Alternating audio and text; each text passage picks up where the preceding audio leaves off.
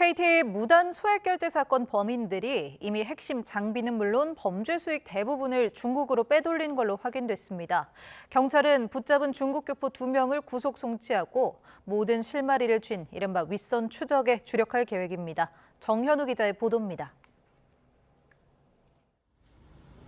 모자와 마스크를 쓴 남성이 차량 뒷좌석에 놓인 전자기기를 작동합니다. KT 무단 소액 결제 사건 피의자 중국 교포 장모 씨가 범행에 쓴 불법 초소형 기지국 장비를 직접 시연하는 모습입니다. 장 씨는 지난 7월 장비를 넘겨받아 지난달 5일부터 한 달 동안 차량에 싣고 피해 지역을 오가며 범행한 것으로 조사됐습니다. 장 씨는 지시에 따라 장비를 작동시켰을 뿐 어떤 일을 하는지는 정확히 몰랐다고 주장하는데 경찰은 중국에 있는 윗선이 장비를 원격 제어해 피해자들의 휴대전화를 해킹했을 가능성도 살펴보고 있습니다.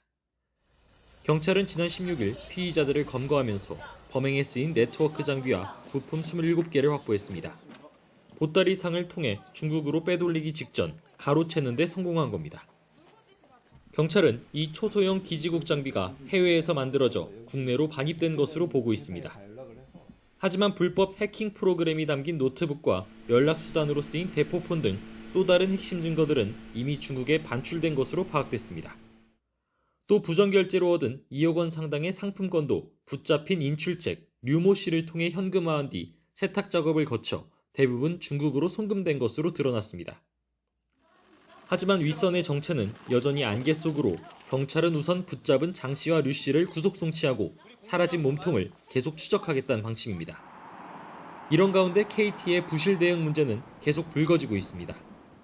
경기 광명경찰서에서 지난 1일 처음으로 KT 광명지사에 아파트에서 소액 결제 피해가 다수 발생했다고 알렸지만 다른 지사나 본사로 전화를 넘기면서 대응이 늦어진 것으로 파악됐습니다.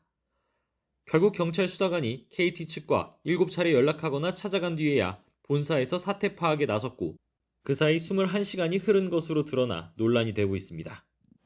이런 가운데 KT 서버에 대한 해킹 흔적이 발견된 것과 관련해선 경찰청이 내사를 이어가며 정확한 경위를 파악하고 있습니다.